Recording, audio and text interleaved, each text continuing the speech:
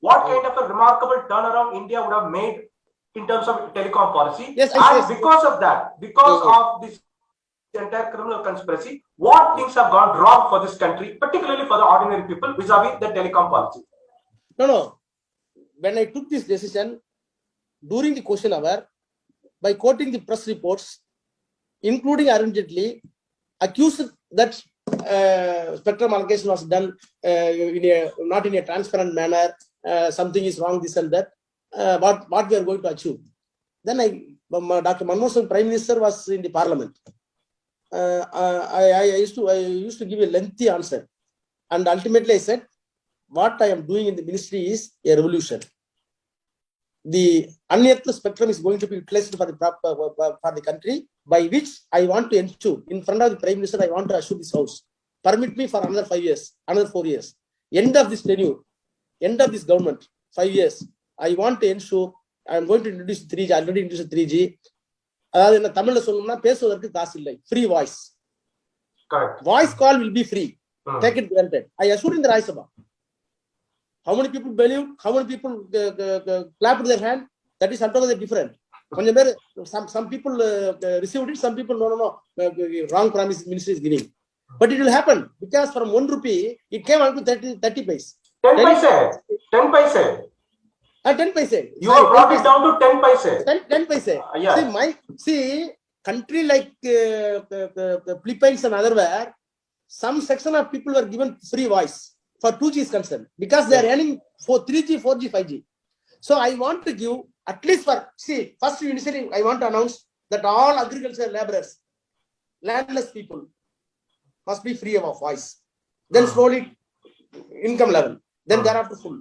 So I want to achieve voiceless India, voice-free India. That was not happened because of this. Voice for the voiceless people.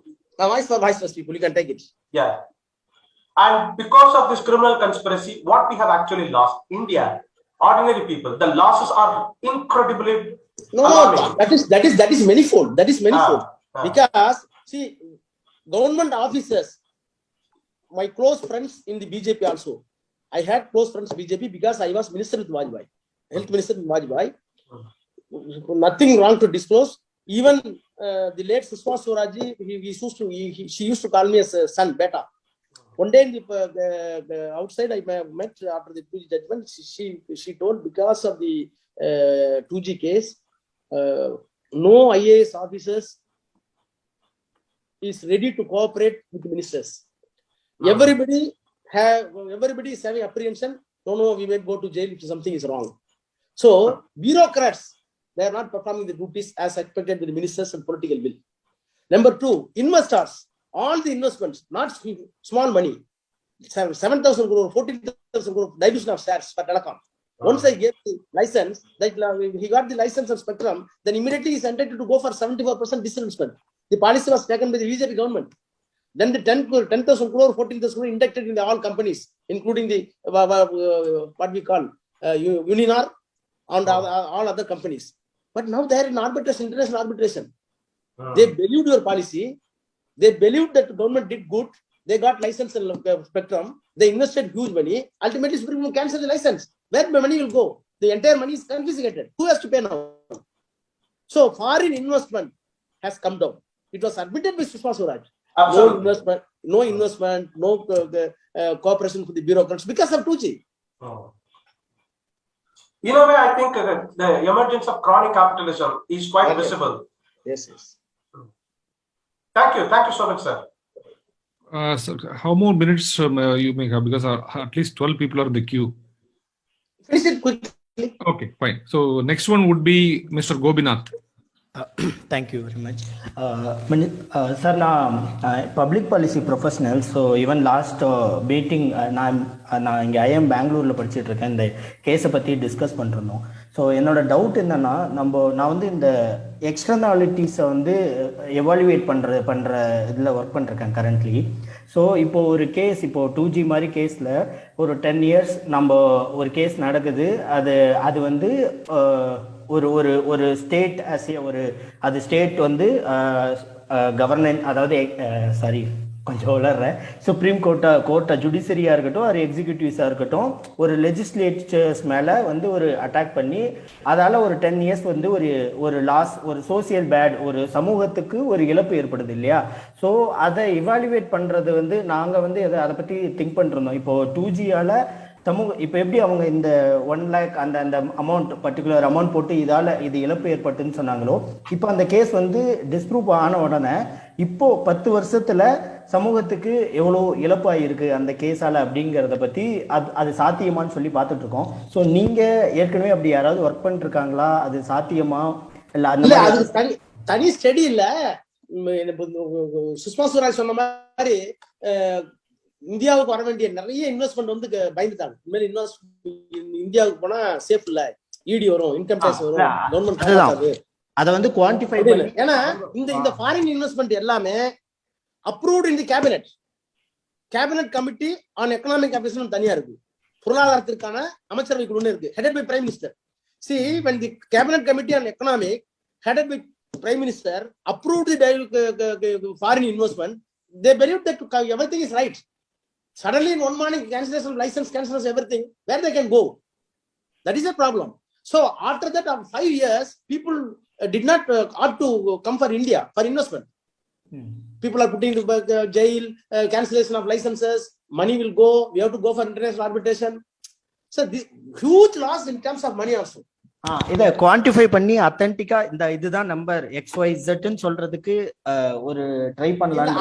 அது சொல்ல முடியாது. ஏன்னா இப்ப power தான் சொல்ல முடியாது. ஆனா இன்னும் சொல்ல போனா கேபினெட்லயே டிஸ்கஷன் நடந்திருக்கு. என்னோட சில பேர் என்று சொல்லியிருக்காங்க.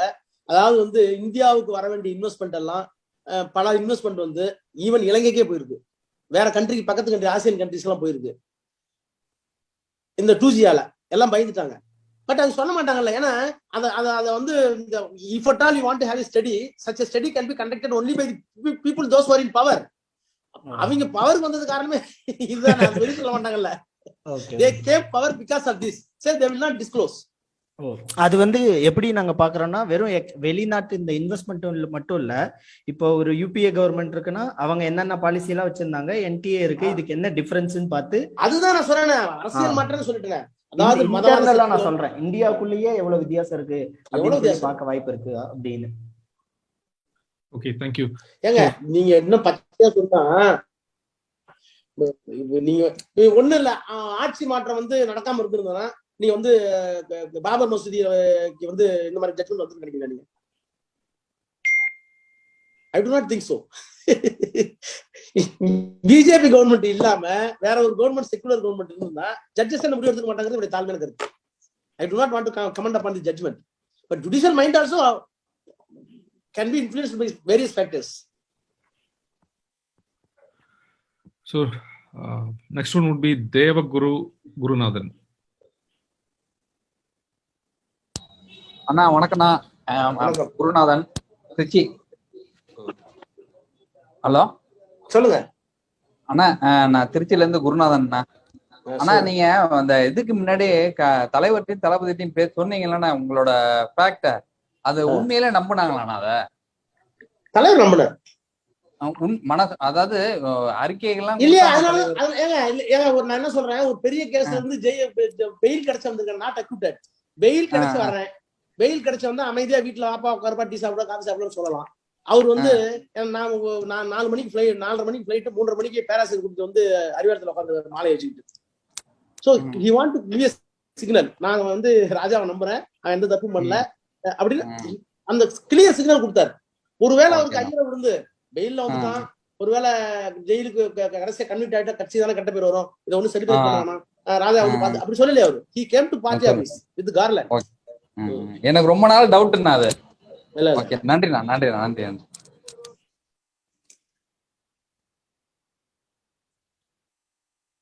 Hello, thank you so much. So next to go would be Akila Devi. Are you there? I think she is not ready. So I think she is not ready. Before that, I'd like to make one more observation. இப்ப 2021 நம்ம எடுத்து பார்த்தோம்னா 2 company தான் இருக்காங்க, mobile company. ஒரு ஒலிகார்கி வரதுக்கு வாய்ப்பு இருக்கு. ஏர்டெல், ரிலையன்ஸ், வோடஃபோன் எப்ப வந்து காலி ஆவாங்கன்னே தெரியாது. I think that's another thing that we need to almost முடிச்சிட்டாங்க. ஆமா, So when such a situation happens, customer-க்கு தான் ஒரு லாஸ்.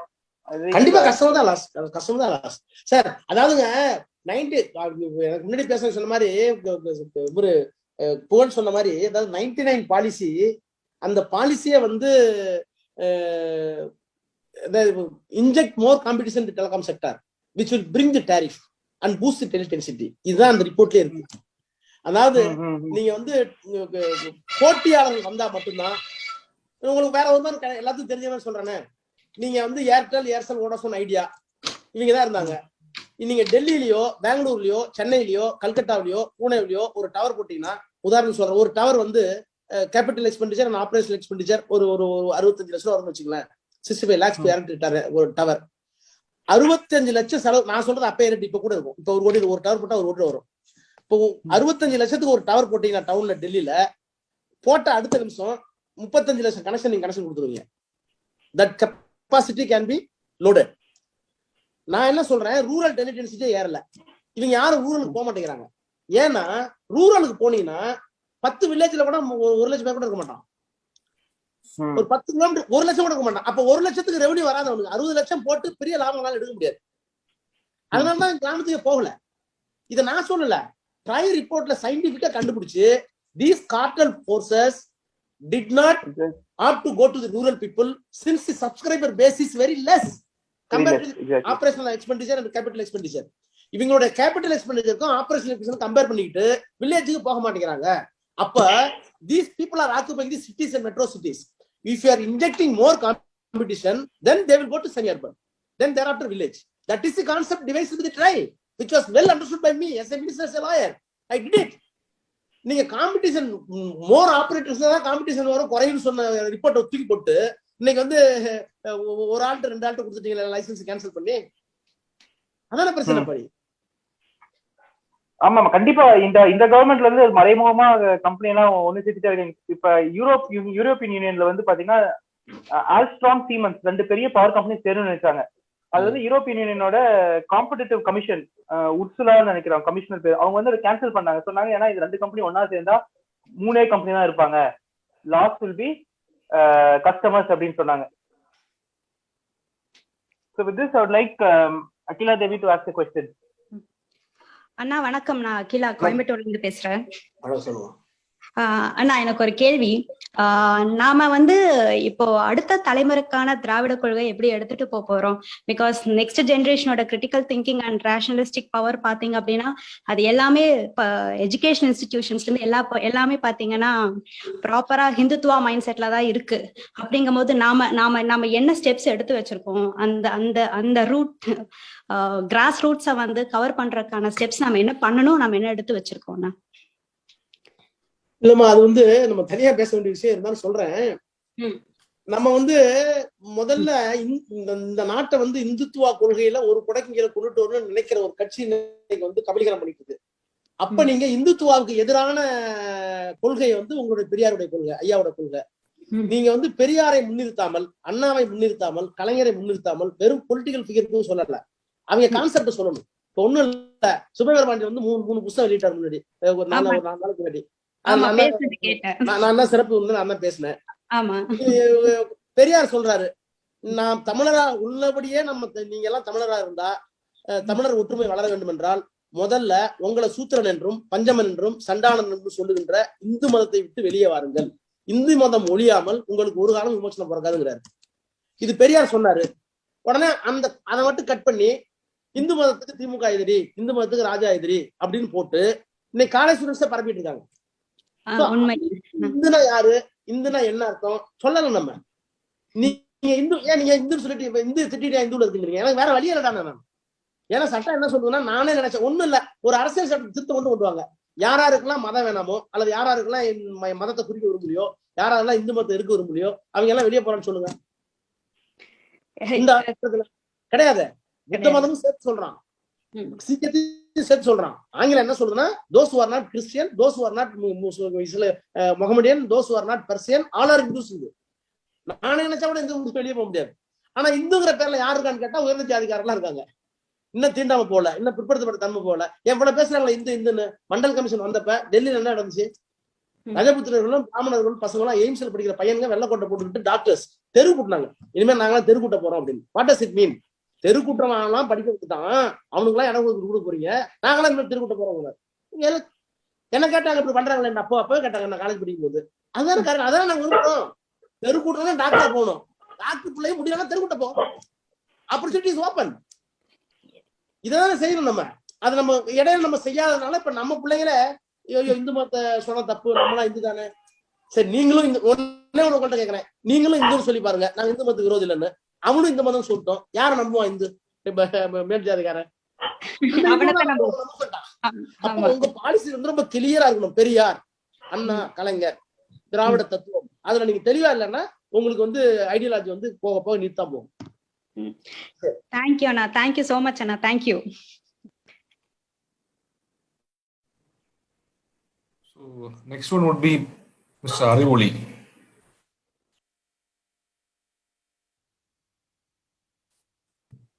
Arivoli. ஹலோ. கேக்குது, சொல்லுங்க. ஹலோ அண்ணா, வணக்கம். நான் அறிவொளி சென்னையிலேருந்து பேசுறேன். நான் வந்து என்னோட ஒரு சாமானிய மனிதர மக்களா பேசுறேன். இப்ப பாத்தீங்கன்னா நீங்க இந்த நாட்டுக்காக வந்து பெரிய தியாகம்னு எல்லாம் சொல்ல முடியாது. பட் ஆனா வந்து நீங்க நாட்டு மக்களுக்கு ஒரு பெரிய புரட்சியை ஏற்படுத்திருக்கீங்க. அதனால விளைவு வந்து பாத்தீங்கன்னா நீங்க வந்து ஒரு கஷ்டமான ஒரு இறுக்கமான ஒரு மன சூழ்நிலை பெற்று உங்களோட வந்து பதவியே வந்து இந்த மக்களுக்காக வந்து இழந்திருக்கிறீங்க. ஸோ நாடு வந்து மக்கள் வந்து என்ன இதனால பெனிஃபிட் அடைஞ்சிருக்குன்னா, இப்ப வந்து சாதாரணமா வந்து யாரோடையும் தொலைபேசி வந்து பேச முடியாத ஒரு சூழ்நிலையை நீங்க உருவாக்கி கொடுத்துருக்கீங்க இந்த மக்களுக்காக. இது இல்லாம பாத்தீங்கன்னா நீங்க இருந்தப்ப பொதுத்துறை நிறுவனமான பிஎஸ்என்எல், எம்டிஎன்எல்லாம் மிக சிறப்பா போய்கிட்டு இருந்துச்சு. ஆனா இன்னைக்கு அவங்களால 3Gங்கிற ஒரு அந்த 3rd ஜெனரேஷன்ல அவங்களால ஆப்ரேட் பண்ண முடியல.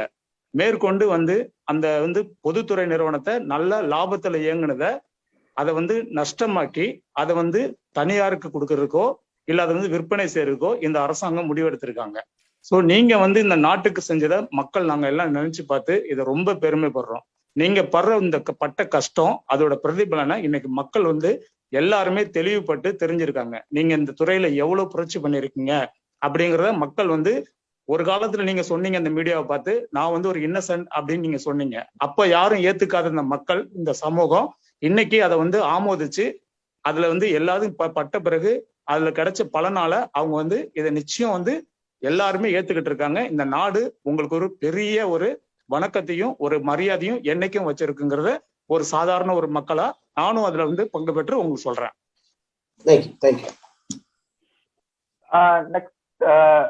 Next to go will be Uma. Uma, நீங்க உங்க கேள்வியை கேட்கலாம். கொஞ்சம் பிரீஃபா வச்சுக்கோங்க கேள்வி, ஏன்னா இன்னும் கொஞ்சம் பேர் இருக்கிறதுனால.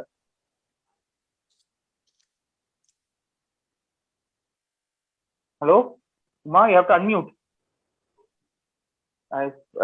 Uma is not ready. Mr. Prabhakaran. Okay, Uma, please go ahead. Yes, please. சென்னையில இருந்து உமா. இந்த வழக்கு நடந்துட்டு இருக்கும்போது திரு ஆ. ராசா அவர்கள் வந்து இந்த வழக்கு பத்தி சொல்லும்போது இந்த வழக்கினுடைய தன்மையை வந்து ஒவ்வொருத்தரும் ஒவ்வொரு மாதிரி புரிஞ்சுக்கிட்டாங்க அப்படின்னு சொல்லிட்டு, யானையை வந்து பார்வை இல்லாதவர்கள் எப்படி தடவி பார்த்து புரிஞ்சுக்கிட்டாங்க அப்படிங்கறத உதாரணம் காட்டி சொல்லி இருந்தாரு. இப்ப என்னோட கேள்வி என்னன்னா, இந்த வழக்கை இவர் நடத்தினதை விட இதை பத்தி புரிய வைக்கிறதுக்கு தான் நிறைய வந்து கஷ்டப்பட்டிருப்பாரு அப்படின்னு நான் நினைக்கிறேன். எந்த தரப்புக்கு இந்த 2Gனா என்ன அப்படிங்கறத பத்தியும் 2G வழக்கினுடைய தன்மை என்ன அப்படிங்கறத பத்தியும் புரிய வைக்கிறதுக்கு நீங்க ரொம்ப கஷ்டப்பட்டீங்க. கடைசி வரைக்கும் வந்து அதை பத்தி புரிந்து கொள்ளாமலே போன ஒரு தரப்பு அப்படின்னு ஏதாவது இருக்கா? கடைசியில் யாருக்குமே ஓபி செய்தி யாருக்குமே புரியலமா, ஓபி செய்தி மட்டும் தான் புரிஞ்சது. அதாவது முதல்ல சிபிசி வந்தாங்க, அதாவது ஊழல் கண்காணிப்பு ஆணையம், அவங்க வந்து என்கொயரி பண்ணாங்க. அப்புறம் வந்து சிஏஜி, அப்புறம் வந்து சிபிஐ, அப்புறம் சுப்ரீம் கோர்ட், அப்புறம் ஜேபிசி பார்லிமெண்ட். இந்த 4 அமைப்புகளும் 2Gயை வந்து ஒண்ணுமே ஒருத்தருமே ஒரு புரிஞ்சுக்க முடியாம ஒவ்வொரு ஒப்பீனியன் ஃபார்ம் பண்ணாங்க. அந்த ஒப்பீனியன் வந்து ஃபார்ம் பண்ணதுல சுப்ரீம் கோர்ட்டுக்கு உள்நோக்கம் இல்லாம இருந்திருக்கலாம், சிபிஐக்கு உள்நோக்கம் இல்லாம இருந்திருக்கலாம், ஆனா நிச்சயமா சிஏஜிக்கு பெரிய உள்நோக்கம் இருந்திருக்கு. இப்ப நான் ட்ரையல் நடத்தும் போது என்ன பண்ணாருன்னா, ஏன் நான் வந்து பொட்டியேரி சாட்சி சொன்னேன்னு கேட்டீங்கன்னா, சில கிளாஸ்ல வந்து சில கேள்விகள் தான் கேட்க முடியும், சில கேள்விகளை கேட்க முடியாது. Not relevant judge. அது வந்து எவிடன்ஸ் ஆக்ட்ல அப்படிதான் இருக்கு, சிஆர்பிஸ்ல அப்படிதான் இருக்கு. ஆனா நீங்க ஒன்ஸ் வந்து அக்யூஸ் பாக்ஸ் போட்டீங்கன்னா, சாட்சி பெட்டி பூண்டு ஏறிட்டீங்கன்னாக்க உங்களை வந்து சிபிஐ வக்கீல் கேட்கிற கேள்விக்கு மட்டும் பதில் சொல்ல வேண்டிய அவசியம் இல்லை. ஜட்ஜிட்ட சொல்லி நீங்க வந்து இல்ல இந்த கேள்வி சம்பந்தமா வேற சில விஷயம் நீங்க சொல்ல வேண்டியிருக்கு அப்படின்னு நீங்க சொன்னீங்கன்னா அதை ரெக்கார்ட் பண்ணி ஆகணும்னு இருக்கும். அக்யூஸ் பெரிய ப்ரொடெக்ஷன். வழக்கு சம்பந்தமாக வெளியே தான் பேசக்கூடாது. அங்க போய் வந்து எங்க அண்ணன் தம்பி யாரெல்லாம் சொல்லக்கூடாது, திமுக என்னன்னு சொல்லக்கூடாது. 2G சம்பந்தம் இப்போ கட் ஆஃப் டேட் பத்தி தேதி கேட்கிறாருன்னா அந்த சிபிஐ என்ன கேள்வி கேட்டாங்களோ 10 கேள்வி கேட்டா அதுல நான் சொல்ல வேண்டிய விஷயங்கள்லாம் வெளியே வராமல் இருந்திருந்தால் I am entitle to say complete full facts. அப்போ கேட்ட கேள்வியை தாண்டி ஒவ்வொரு நாளும் தனிப்பட்ட முறையில நம்ம 10 நிமிஷம் 20 நிமிஷம் ஒவ்வொரு கேள்விக்கு எக்ஸஸ் நான் சொல்லுவேன். வாலண்டியர், அது பேரு வாலண்டியர்லி ஆப்டேட் போடுவாங்க. அவரே முன் வந்து சொன்ன சாட்சின்னு சொல்லுவாங்க. இதை நான் சொல்லும் போது ஒரு கட்டத்துல ஒரு 7-8 நாள்ல சிரிச்சிட்டார் ஜட்ஜு. ஃபுல் க்ரௌட் இருக்கு, சிபிஐ டீம் எல்லாம் எங்க இருக்காங்க. அவர் சொன்னாரு, mister Raja, I think that you are conducting the trial, you are deposing evidence, you are conducting the trial not as against CBI, I think that it is against supreme கோர்ட்னாரு. ஏன்னா supreme court observation நான் பண்ணதெல்லாம் தப்பு தப்பு தப்புன்னு என்னென்ன paragraph சொல்லியிருந்தாங்களோ, ஒருவேளை எனக்கு பயம் சுப்ரீம் கோர்ட்டே சொல்லிடுச்சு நம்ம ஏன்டா அவனுக்கு கன்விஷன் கொடுத்துறான்னு பயந்துக்கிட்டு சுப்ரீம் கோர்ட்டுடைய அப்சர்வேஷனுக்கு எதிராக என்னென்னலாம் சொல்லணுமோ அதெல்லாம் பொய்னு சொல்றதுக்கு என்னெல்லாம் ஆதாரம் இருக்கோ அதெல்லாம் நாங்க சொல்லிட்டு வந்தோம். அதை புரிஞ்சுக்கிட்டாரு. அப்போ புரியாத பல நிறுவனங்களுக்கு மத்தியில அதை புரியணும்னா அந்த அந்த அந்த ஸ்டாண்ட் எடுத்ததுனால தான் நான் போய் அவங்க புரிய வச்சேன். அப்பதான் அவர் புதுசா புரிஞ்சது. நன்றி. I have a question. Of course, I can ask you personally, but this question I would expect to explain to the audience. This is regarding this cutoff date. Of course, in a first come first serve situation, the cutoff date may not have any relevance. Whether it is once the spectrum, it is just like selling tickets in a movie theater. Once the seats are filled up, there is no need to. You can close the counter even at 5 o'clock when the show is at 6 o'clock. Because it doesn't make any sense to keep the counter open till 6 o'clock when the seats are filled up. And maybe it may also promote selling of black tickets if you extend the counter till 6 o'clock. But when we say the cutoff date is not relevant, why should you prepone the cutoff date? In any case, it is not relevant. It could have been kept at 1st of October itself. No, the preponement of cutoff date itself is wrong. What we call, that is not fact. See, there were 2 cutoff dates. People are confusing themselves. That is the institutional confusion which everybody, Supreme Court, CBC, CBI, not able to understand. Ultimately, I proved in the court. See, TRI gave a report to me. You issue no limit. Number of operator, no limit. Number of license, no limit. You give whatever you want. Whoever apply, you receive the applications. So when there is a no cap, that is exactly no cap for license. When the recommendation came from the TRI, no cap for applications, we said it cannot be open. No cap means we gave a long date who are all intended to file the applications for license. Listen me please.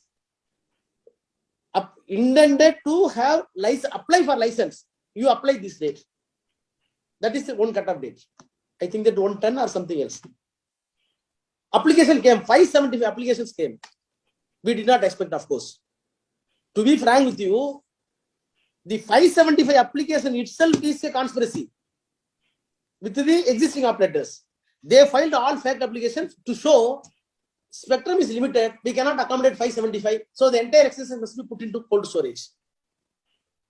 This is the real conspiracy that was done by my COI. So 575 applications came until 1st October 2007. Now discussion started in the ministry. What discussion? Okay, 570 application came. There are 2 options for them. The license is unified access license. The license is common. So many people did not know. Even judges were confused. The license is common for landline and spectrum. That is why unified access license. You can go for landline, you can go for 2G. Even in the 2G, there are 2 spectrums: CDMA, CMDA, CDMA and GSM. GSM, you have to use the SIM card.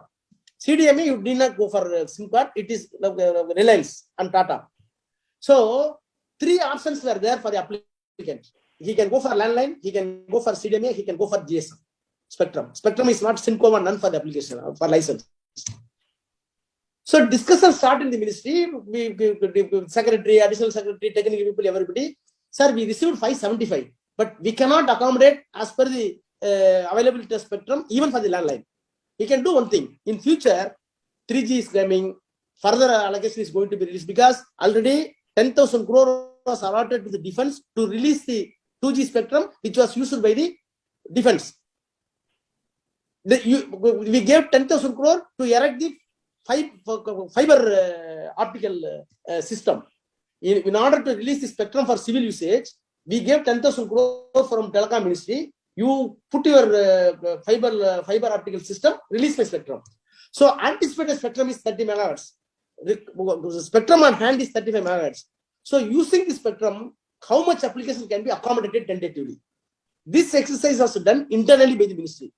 Okay, 4.4, how many switcher spectrum, how much we can allot, how many applications can be immediately accommodated. We believe that the TRI recommendation came on 24/9, which gave a recommendation to issue more licenses. 24/9 September, TRI recommendation came.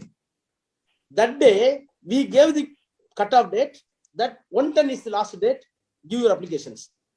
So till 24/9, no announcement was made to the public that ministry is receiving application. Am I correct? But till 24/9, some applications were already pending without invitation.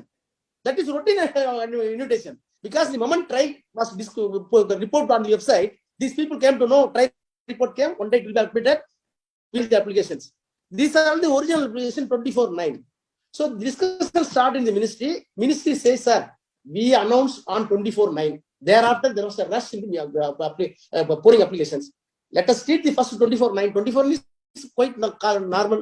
We can go for that according to available spectrum. So that date was taken by the ministry. People are confusing. 110 was preponed. No, 110 meant for receiving application. 24/9 cutoff date is allocating license. Two different dates, two different purposes. This was not understood by the Supreme Court. Everybody saying that cutoff date is changed overnight by Raja. No, it was deliberated. Everything was deliberated, recorded. Ultimately, put a simple signature. It is not my brainchild. Of course, in one of the notes, why you are going for cutoff date, you go one by one as earlier.